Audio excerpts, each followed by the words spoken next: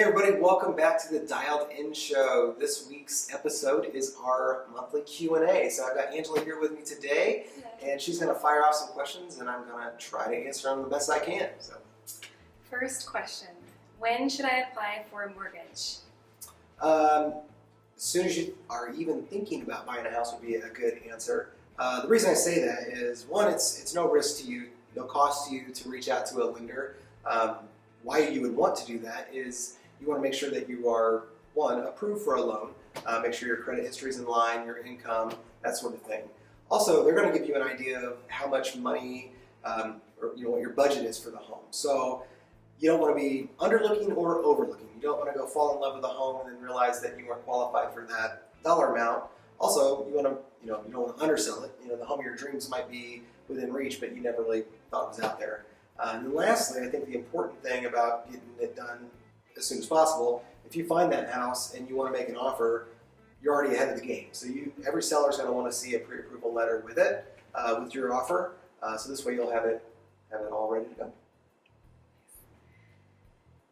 Second question, what is the best way to sell a home at the same time as buying, or what are the options?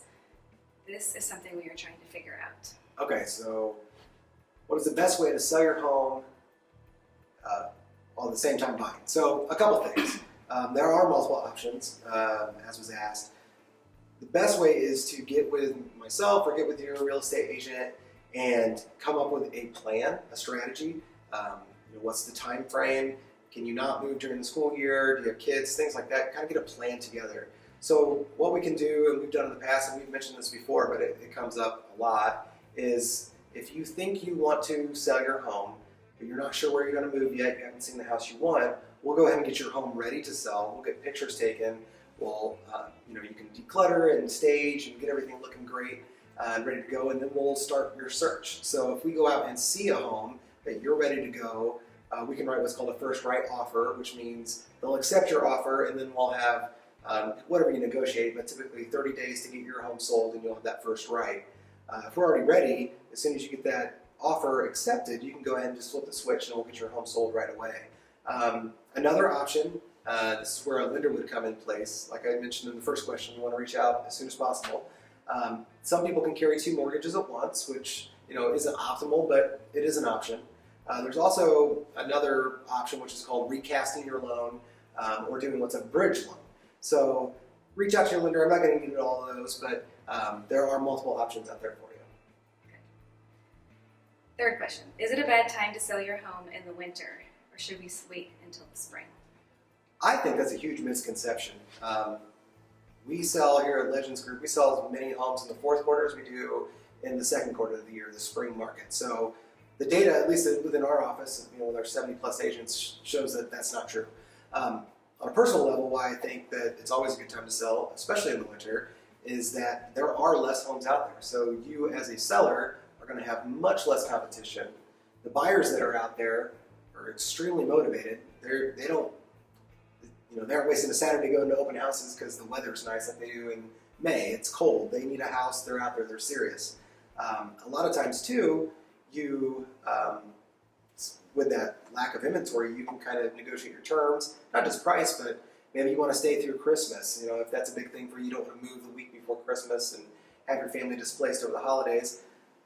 You're kind of in the driver's seat as far as seller goes, so you can maybe negotiate the week after Christmas close, that sort of thing.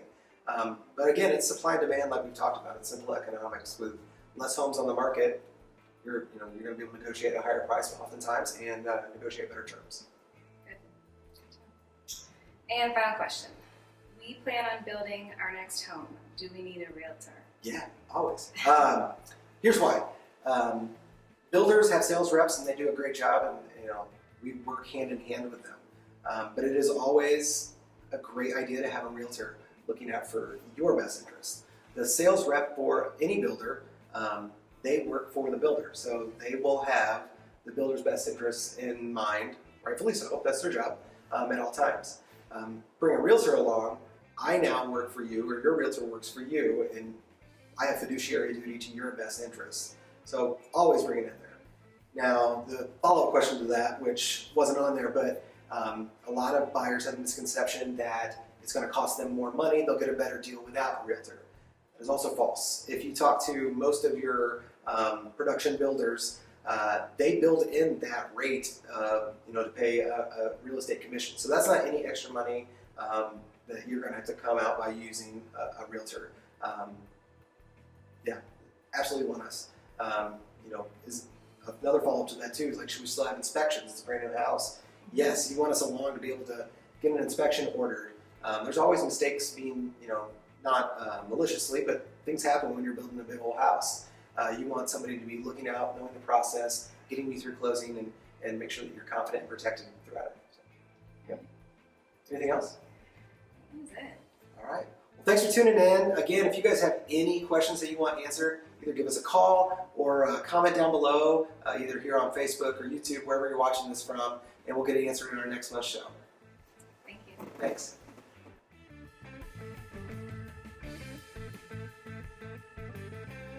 Hey everybody, don't forget to like, comment, follow, and subscribe to however you're watching this content. Thanks.